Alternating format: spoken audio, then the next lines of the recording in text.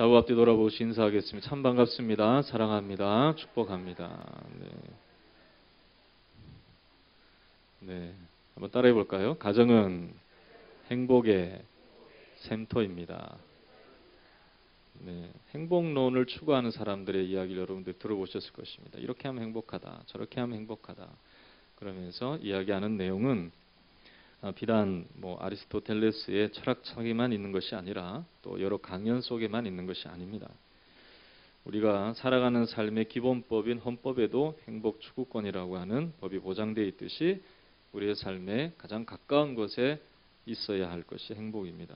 그럼에도 불구하고 왜 많은 사람들이 이 행복과 거리가 멀게 살아가는지, 만나는 그런 모습도 편하지 아니하고 또 삶 속에서 하는 이야기들도 불편한 그러한 모습들이 나타나는 그런 모습들이 왜 우리 가운데 있는지, 사람들이 주고받는 소식 속에서 좋은 일은 별로 없고 걱정할 일들, 불평할 일들이 많은 이유는 무엇인가? 그것은 다름이 아니라 기본적으로 하나님의 주신 복음을 떠나서 기본적으로 행복한 가정이 없기 때문에 그런 것입니다.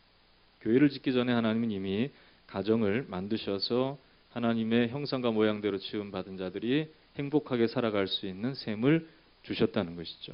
근데 그걸 잃어버린 거예요. 그러니까 결국은 사람이 행복하지 못하는 것이죠. 물론 예수 그리스도 안에서 우리는 복음으로 말미암아 행복을 되찾을 수 있는 은혜를 얻게 된 줄로 믿습니다. 그러나 우리의 가정을 좀 돌아봐야 돼요. 복음 안에서 정말로 행복의 샘이 흘러넘치는 가정이 되고 있는가 하는 것을 우리는 살펴볼 수 있어야 되는 것이죠. 많은 사람들이 집을 짓거나 집을 소유하는 데 있어서는 시간과 노력을 들입니다. 국토부에서 2017년 실태를 조사를 했는데요. 태어나서 처음으로 집을 소유하기까지 걸린 시간이 약 6.8년이 걸린다고 합니다. 그런데 국민은행에서 조사한 가구 소득 대비 집값 대비율이라고 하는 PIR이라고 하는 Price to Income Ratio라고 하는 그러한 지표에 따르면 서울의 경우 일반 사람들이 집을 장만하기까지는 약 11년이라고 하는 시간을 한 푼도 쓰지 않고 다 모아야 집을 살 수 있다는 것이죠.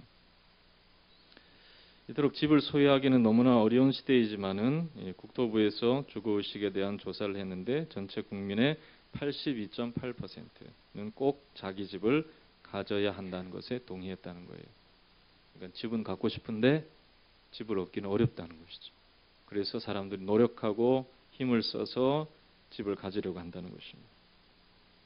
그러나 이렇게 집을 소유하기 위해서는 노력도 하고 또 소망도 가져보고 그러지만은 행복한 가정을 만들기 위해서는 그렇게 노력하지 않는다는 게 문제가 있다는 것입니다. 헨리 포드라고 하는 포드 우리나라에는 그렇게 많이 들어와 있지는 않지만은 초창기 참 많은 사람들이 차를 탈 수 있게끔 해줬던 회사가 포드라고 하는 회사입니다.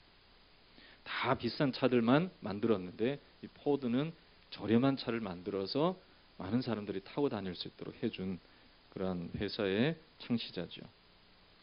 근데 그가 이 사업에 성공하고 난 후에 처음으로 자기의 집을 지었을 때에 소박하게 농촌에서 자기가 뛰놀던 밭 가운데 집을 지었다고 합니다. 이 주택이라고 하기에는, 이 저택이라고 하기에는, 이 사업가가 살고 있는 저택이라고 하기에는 너무 초라한 거예요. 그래서 이 집을 방문한 부하 직원이 이렇게 물었습니다. 사장님, 이 저택답게 지으려면 이렇게 짓지 마시고 다시 건축해서 좀 더 넓고 또 화려한 집을 지으시는 것이 어떻습니까? 그렇게 물어봤던 것이죠. 그때 헨리 포드는 건물을 세우는 것은 문제가 아닐세 그렇게 말했다는 것이죠.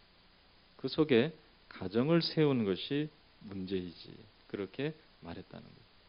건물 세우는 거 그 어려운 게 아니라는 거예요. 그러나 가정을 짓는 것은 더 어렵고 힘든 것이다라고 그가 말한 것입니다.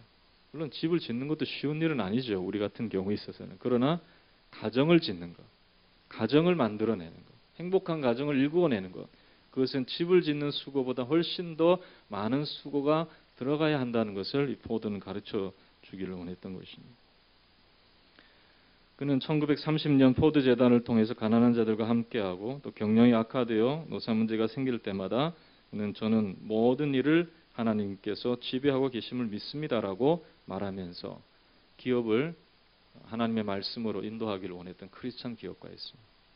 그는 80세 생일 만찬에서 당신이 이룬 일들 가운데 가장 크고 중요하게 여기는 일은 무엇입니까? 라는 질문에 그는 주저하지 않고 바로 나의 가정입니다. 그렇게 말했습니다. 크리스찬 사업가로서 모범적인 가정을 이루면서 하나님 나라를 이루어가는 삶을 살았던 것이 그의 행복이었다는 거예요. 기업을 크게 일구어내는 것보다 더 중요하고 소중하고 눈에는 안 띄지만은 중요한 것이 무엇인가? 가정이었다는 거예요. 화려한 집도 아니고 멋있는 장식도 아니고 가정이 중요하다 하는 것을 그가 강조한 것입니다. 여러분 우리가 포도처럼 부자는 아니어도 사실 여러분 보세요. 부자가 가정을 잘 유지하는지 보세요. 부자일수록 가정을 유지하기 어려워요. 이상하게도 쇼윈도의 가정이 많습니다. 부자일수록 그렇습니다.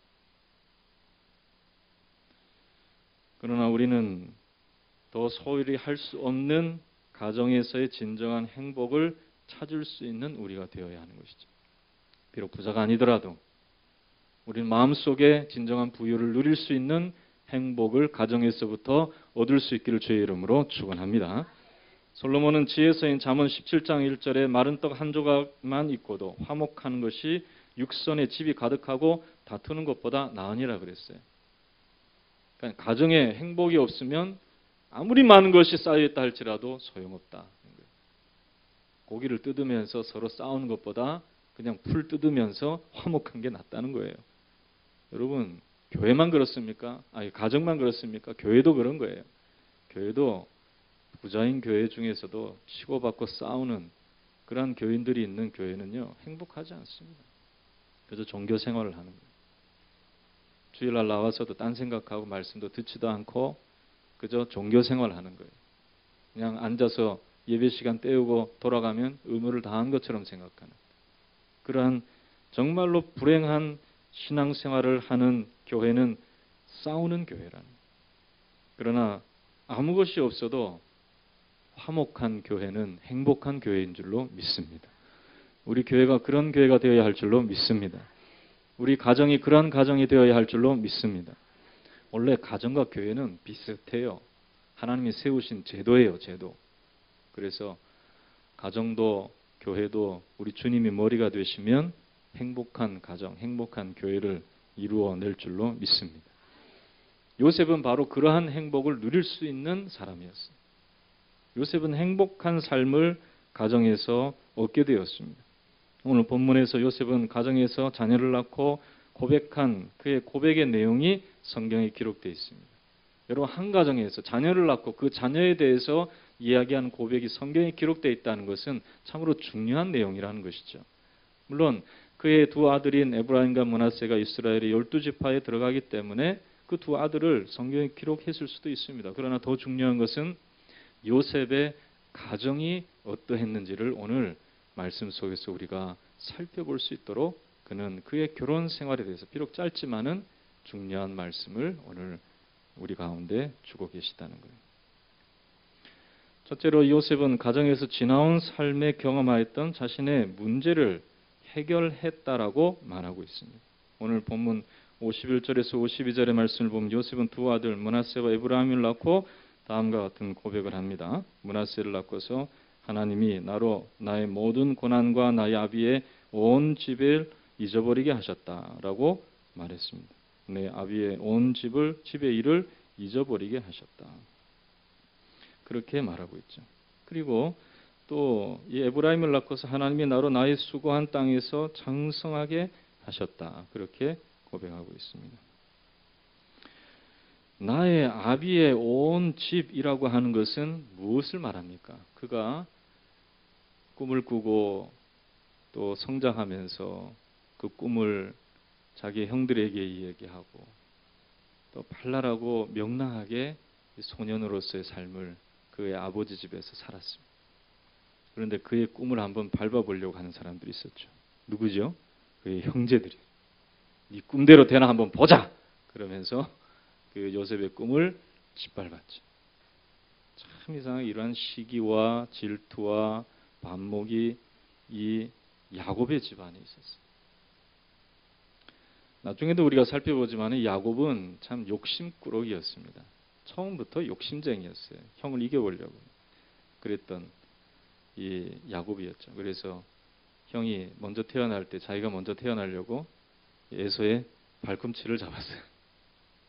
그리고 결국은 에서가 가지고 있는 장자권도 뺏어서 자기의 것으로 만들려고 팥죽 한 그릇에 에서가 허겁지겁 들어왔을 때 장자의 명분을 좀 팔아라 라고 하는 사람이었어요. 욕심꾸러기죠. 삼촌 라반의 집에 갔을 때도 라반의 재산을 거의 다 자기의 소유로 만드는 그러한 일을 그가 했습니다. 물론 하나님께서 다 주신 것이지만 그러나 그가 나누어 주거나 베풀어 주었다는 말씀은 거의 기록이 안 돼 있어요. 라헬을 얻었고 레아까지 얻었고 먼저 레아를 먼저 얻었지만은 라헬을 얻기 위해서 그렇게 한 것이죠. 그리고 몸종에게서 11명의 아들을 낳고 마지막 베냐민 12번째 아들까지 낳고 딸까지 낳는 그런 욕심꾸러기였어요. 이런 곳에서 결국은 시기와 질투와 반목이 나타났지만은 그러나 이 야곱의 집에서 그의 아버지의 온 집에서 있었던 일, 자기를 팔아서 애굽의 노예로 팔았던 그 형들의 이야기, 그러한 일들, 이런 것들을 이 요셉은 첫째 아이를 낳고 난 다음에 다 잊어버렸다라고 말한 것입니다. 여러분, 이처럼 가정은 지나한 세월 속에서의 고통과 어려움을 잊게 하는 기능을 가지고 있습니다. 하나님은 가정은 회복을 위해서 우리 가운데 주신 가정이라는 거예요. 집이 아니라 가정을 가지고 있는 사람들, 가정을 소유한 사람은 삶의 회복이 있음을 믿으시기를 주의 이름으로 축원합니다. 온전한 가정에는 온전한 회복의 은혜가 있는 것이죠. 삶에 대한 진정한 휴식과 회복과 위로가 가정 속에 있는 것입니다. 요셉은 이 이방 여인인 이 자기의 부인을 아내로 맞이하면서 가정에서 어떤 일을 했을까? 성경에는 기록되어 있지 않지만요. 오늘 보면은 이 요셉에게 45절에 보면 이 온의 제사장 보디베라의 딸 아스낫을 그에게 주 아내로 삼게 하였다라고 했습니다. 바로가 중요한 것이죠. 바로가 이 온의 제사장의 딸을 이 요셉에게 준 것입니다. 사실은 제사장의 딸은 왕족과 결혼한 풍속이 있었어요. 그러니까 바로는 요셉을 왕족으로 생각한 거예요. 그래서 제사장의 딸을 중매해서 이 요셉의 부인을 삼게 했습니다. 그러나 하나님을 모르는 그에게 있어서 요셉이 그의 부인을 위해서 했던 일은 성경에는 기록되어 있지 않지만은 하나님이 어떠한 분이신가를 알게 해주는 일을 했을 것이라는 것이죠. 그래서 그 첫째 아이를 낳고 므낫세라고 표현했습니다. 하나님이 내게 모든 고난과 내 아버지의 온 집의 일을 잊어버리게 하셨다. 두 번째 에브라임이라는 아들을 낳고 그 이름을 에브라임이라 할 때 하나님이 나를 내가 수고한 땅에서 번성하게 하셨다라고 말하게 합니다. 요셉은 가장으로서 그 가정을 위해서 하나님을 여호와 하나님을 나타내는 여호와 하나님을 증거하는 그러한 일을 했던 것이죠. 아내는 남편을 위해서 무엇을 했을까요?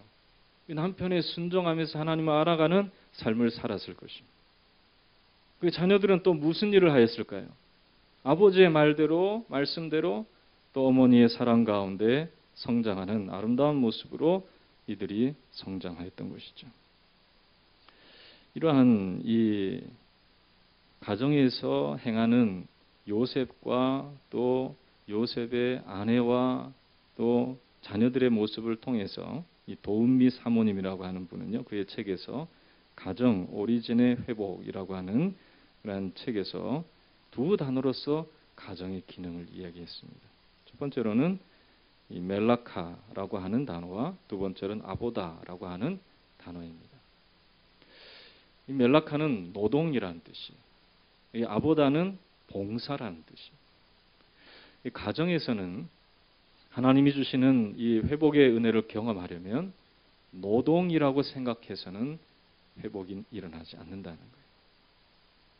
가정은 이 멜라카의 모습이 아니라 아보다의 일이 이루어져야 한다라고 그는 말했습니다. 봉사하는 것이라는. 여러분, 남편은 이렇게 얘기하죠. 내가 밖에서 일을 했으니까 집에서는 뭘 안 한다고 그러죠? 가정일은 아내에게. 그렇게 말하죠. 그 남자는 늘 앉아서 얻어먹기만 하죠. 아내만 일하죠. 딸들은 엄마가 해주니까, 아들들은 또 엄마가 해주니까 받아먹기만 하죠. 이러면 집에서 일하는 사람은 누가 일만 하죠? 아내가 일만 하죠. 엄마가 일을 하는 거예요. 집에서 일은 엄마만 한다고 생각합니다. 그건 멜라카가 되는 거예요. 그건 가정에서 여성이 그 일을 다 맡아서 일하게 되면 그것은 그냥 노동이 되는 거예요. 그래서 가사 노동이라는 말을 쓰죠. 그럼 그 노동에 대한 대가는 누가 줍니까? 남편이 그냥 벌어다 준 이 통장을 다 맡기는 것으로 그게 다 되겠습니까? 자녀들 양육하는데 양육비는 또 어떻게 되는 것이죠? 또 여러 가지 일들을 감당하는 그 일에 대해서 여러분, 요 최저임금이 이 1시간 일에도 7,000원은 주잖아요. 곱하기 24 해가지고 계산하면 얼마가 되겠어요? 하루 종일 일하는데. 거기에 대해서 노동력을, 임금을 지불하는 사람이 있냐 이거예요. 가정은요, 일터가 아니고 봉사하는 것이. 따라합시다. 가정은 봉사하는 것이다. 그래야 회복이 있는 거예요. 아내도 아무 조건 없이 남편을 위해 자녀들을 위해 봉사를 합니다. 남편도 아내를 위해서, 자녀를 위해서 봉사하는 곳이 가정이 되어야 할 줄로 믿습니다. 자녀들도 마찬가지예요. 자녀들이 그저 내가 하는 일은 공부다 하고만 생각하고 또 다른 일이라고 생각하고 가정에서 아무것도 안 하고 제쳐두면 안 되는 거예요. 가정에서는 일하는 것이 아니라 사실은 봉사하는 것이라는 거예요. 그럴 때 가정이 세워지는 것이죠. 성경에 있는 말씀에서도 이 노동과 봉사는 분명히 다르게 해석이 됩니다. 노동은 먹고 살기 위해서 하는 것이지만 봉사, 이 아보다는 생명을 살리기 위한 일을 말할 때 이 아보다라고 하는 단어를 쓰는 것이죠. 여러분, 우리 가정이 생명을 살리고 사람을 세우는 가정이 되어야 할 줄로 믿습니다. 그러기 위해서는 봉사해야 되는 거예요. 남편은 아내를 위해서, 아내는 남편을 위해서, 부모는 자녀를 위해서, 자녀는 부모를 위해서 자기를 위하지 아니하고 서로를 위하는 봉사의 모습이 나타날 수 있기를 주의 이름으로 축원합니다. 그럴 때 회복이 나타나요. 여러분 보세요. 남편도 가정을 위해서 한번 봉사해 보세요. 저도요. 최근의 일을 이야기한다는 게 참 허물이 될 수도 있지만 어저께 우리 성훈이의 이 신발을 제가 빨았어요. 아무도 안 좋아하시네요. 빨면서 참 이거 단순한 건데 우리 집사람이 그동안에 많이 빨았는데 힘들었겠다는 생각이 들더라고요. 쪼그리 앉아서 빠는데 얼마나 다리가 쑤시고 아픈지. 그리고 이걸 솔로 빨아야 되잖아요. 솔을 쥐고 있는데 손가락이 어떻게 이렇게 아픈지. 아무것도 아닌데 한 번도 이렇게 솔로 이렇게 닦아본 적이 없어서 그런지 그렇더라고요. 그러면서 서로의 수고를 아는 거예요. 여러분, 설거지도 안 해본 사람은 그깟 설거지 그냥 후닥닥 해치우면 되지 왜 이렇게 안 하나 생각하지만은 해보면 어렵다는 걸 알아요. 저도 해보니까 힘들더라고요. 아멘을 안 하시는 거 보니까. 아내들도 남편을 이해할 수 있어야 돼요. 남편이 어떤 수고를 하고 있는지 그것을 이해하고 서로를 위하는 마음을 가질 때 가정은 봉사하는 그러한 아름다운 하나님이 세우신 원초적인 축복의 샘터가 될 줄로 믿습니다. 부모는 자녀를 이해해야 됩니다. 참으로 힘든 시간들을 보내고 있는 아이들, 정체성이 불완전해서 이렇게 할까 저렇게 할까 고민하고 있는 아이들을 위해서 그들에게 바른 삶의 가치관을 말이 아니라 삶을 통해서 가르쳐 줄 수 있는 수고가 필요한 것이죠. 자녀도 부모를 이해할 수 있는 마음이 있어야 됩니다.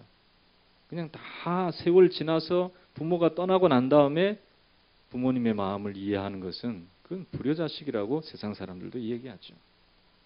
여러분 주 안에서 순종할 수 있기를 주의 이름으로 축원합니다. 주님 안에 있으면 이해가 되는 거예요. 섬기려는 마음이 생기는 거예요. 그러한 모습이 우리 가운데 있어야 되는 것이죠.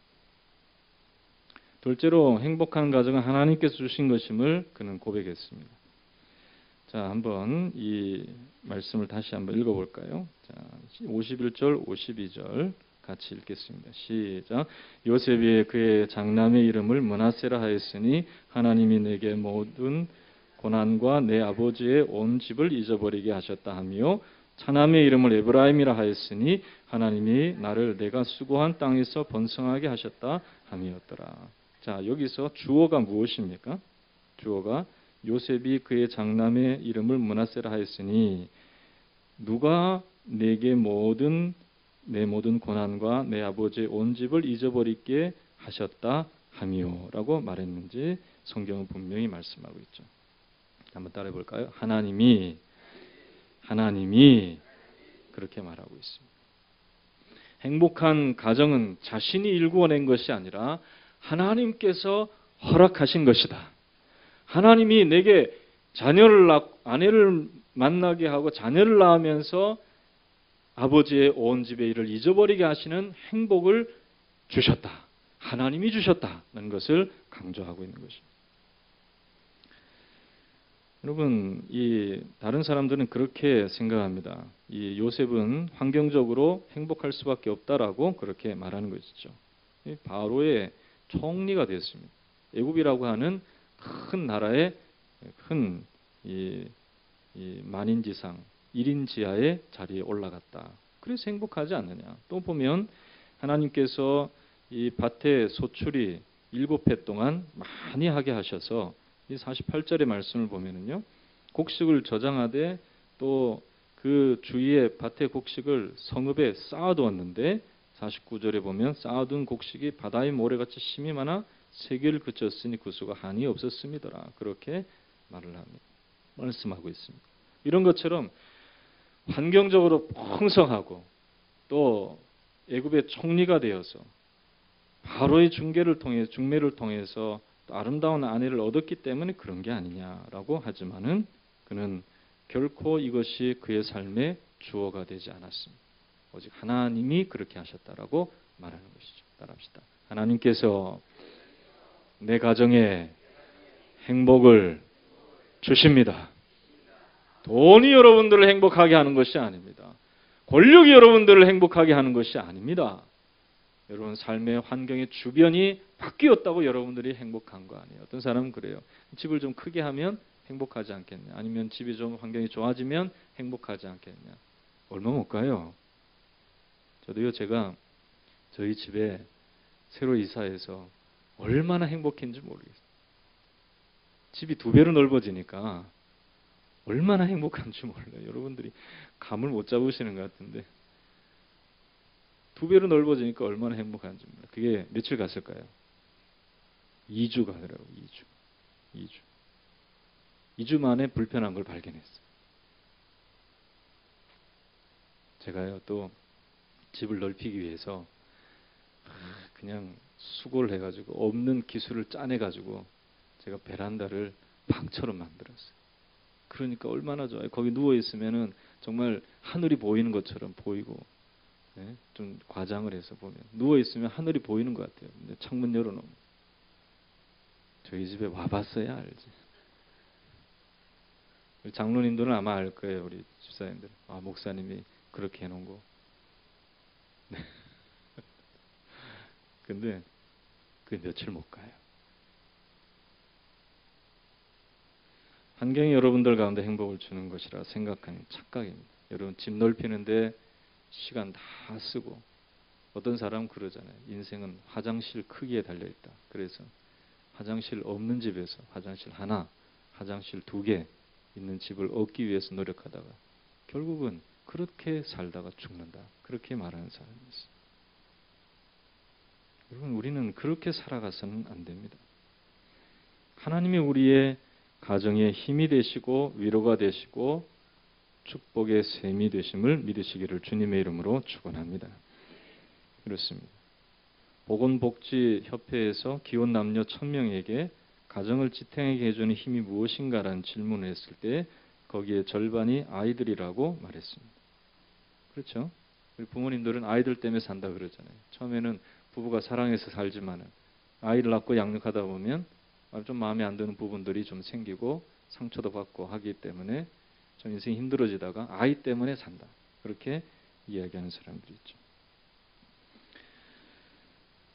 그리고 이 30%는 부부 때문에 산다. 그리고 10%는 인내심으로 산다. 그렇게 말합니다. 그런데 연령별로 보면 의미 있는 결과가 나타났다는 거예요. 20대 연령을 보면 남편과 아내 그러니까 41%, 50대와 60대는 인내심이 40%, 자식이 13%, 남편과 아내가 8%였다는 거예요. 그러니까 전체적 통계로 보자면 자식 때문에 산다는 결과가 나오지만은 점점 세대를 올라갈수록 자식도 아니고 부부도 아니고 뭘로 살아가냐면 인내심으로 살아간다.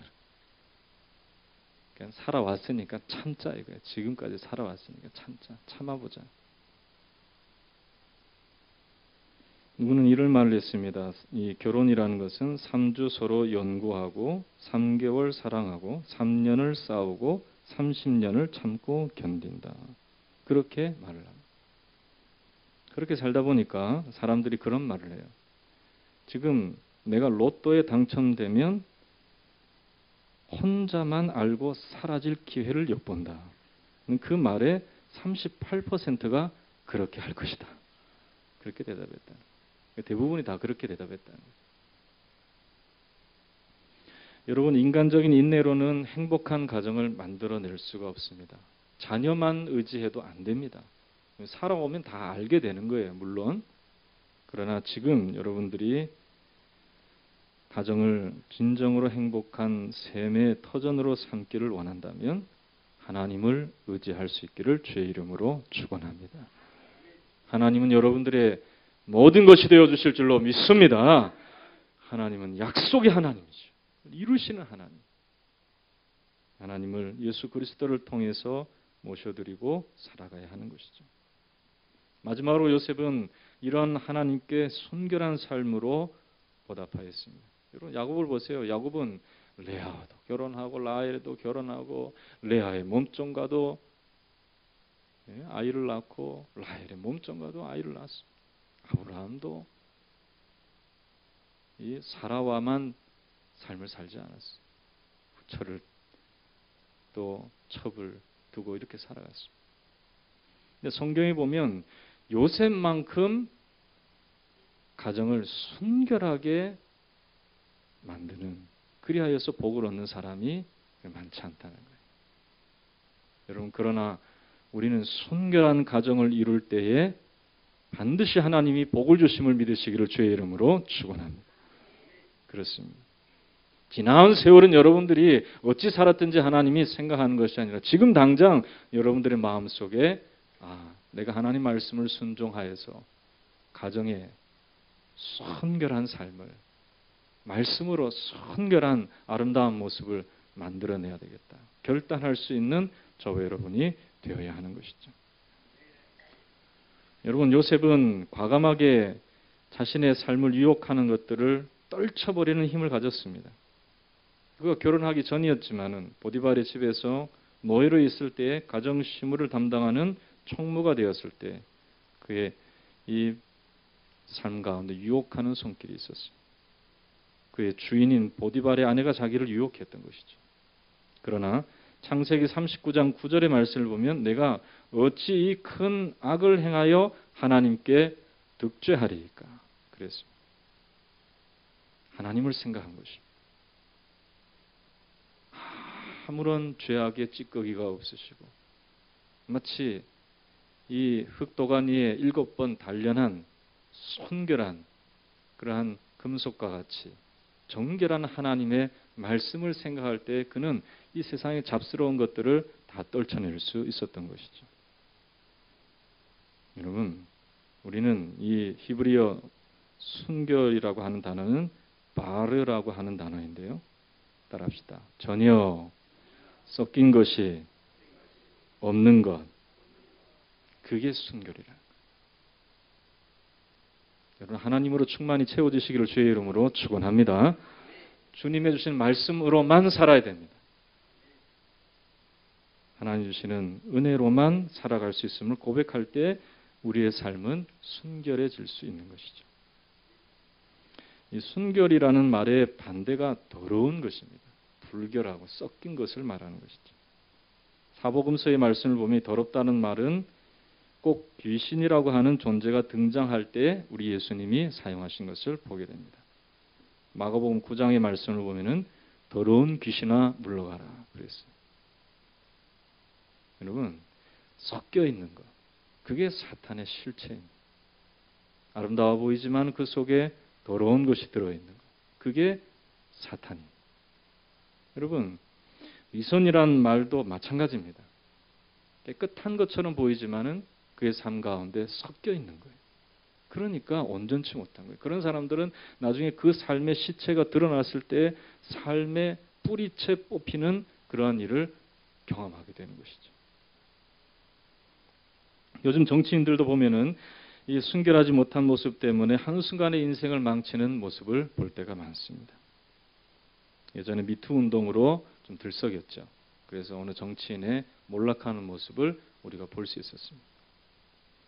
요즘은 또 정치권이 이 술렁이는 그러한 사건들이 여기저기서 터지는 것을 보게 됩니다. 대부분 다 보면 가정이 무너진 그러한 모습 때문에 나타나는 것이죠. 순결하지 못한 삶 속에서 유혹이 들어오고 그 유혹 때문에 넘어지고 그로 말미암아 자신이 싸우는 삶의 터전이 한순간에 무너지는 그러한 모습을 볼 때가 많은 것이죠. 여러분, 2000년에 이 한 18년 전 이야기죠. 일본의 3인당 부총재인 이토 시게루라고 하는 사람이 정계를 은퇴했습니다. 그리고 그는 이렇게 기자들이 왜 갑자기 정계를 은퇴합니까? 라고 말하는 말에 이런 대답을 했습니다. 온몸이 마비된 병든 아내를 간호하기 위해서 정계를 떠나겠습니다. 그렇게 말했던 거예요. 정치는 젊은 사람들이 많아서 그 사람들이 하게끔 내버려 두면 되는 것이고 내 아내를 돌볼 수 있는 사람은 아무도 없기 때문에 내가 돌봐야 하기 때문에 정치를 은퇴합니다. 그랬던 거예요.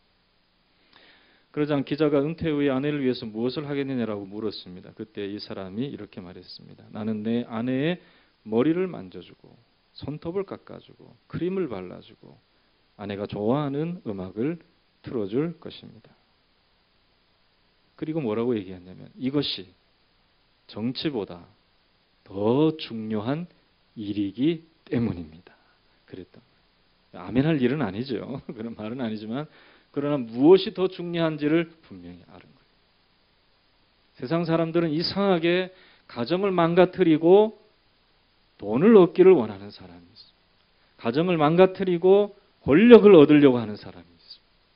그러나 가장 중요한 것이 가정이라는 것을 나중에 잃고 나서야 깨닫게 되는 것이죠.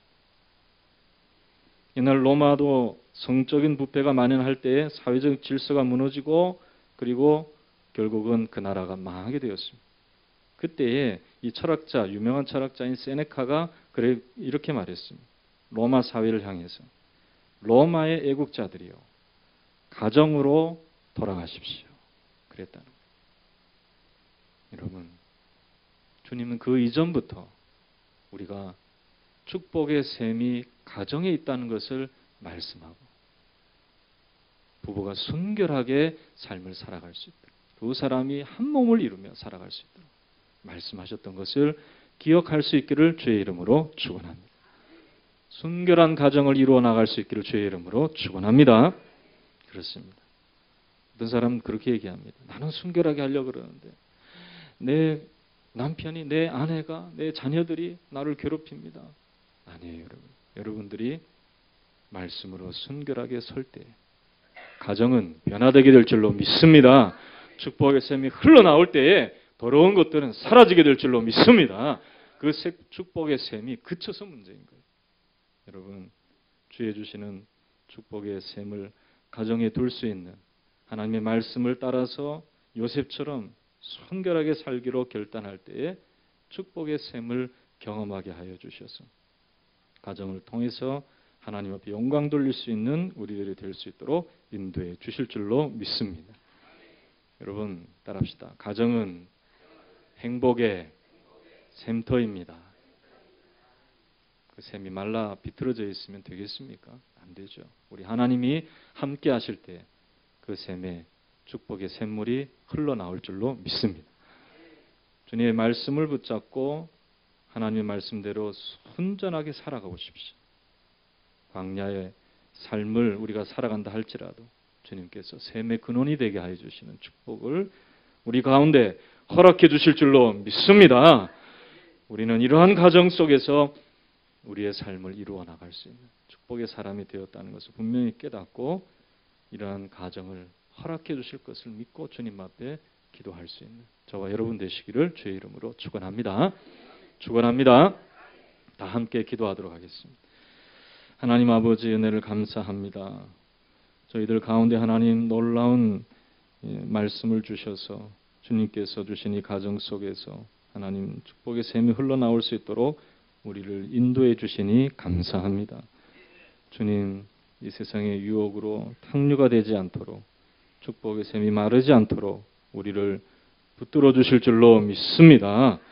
아버지, 하나님, 세상의 욕망과 거짓의 유혹의 손길에 우리가 우리의 마음을 빼앗기지 아니하고 주님이 주시는 말씀에 우리의 마음을 두어서 가정을 통해서 축복의 샘을 경험하게 하시는 우리 주님을 경험하며 힘을 얻어서 나아가 하나님이 주신 일들을 승리할 수 있는 저희들 되도록 축복하여 주시옵소서.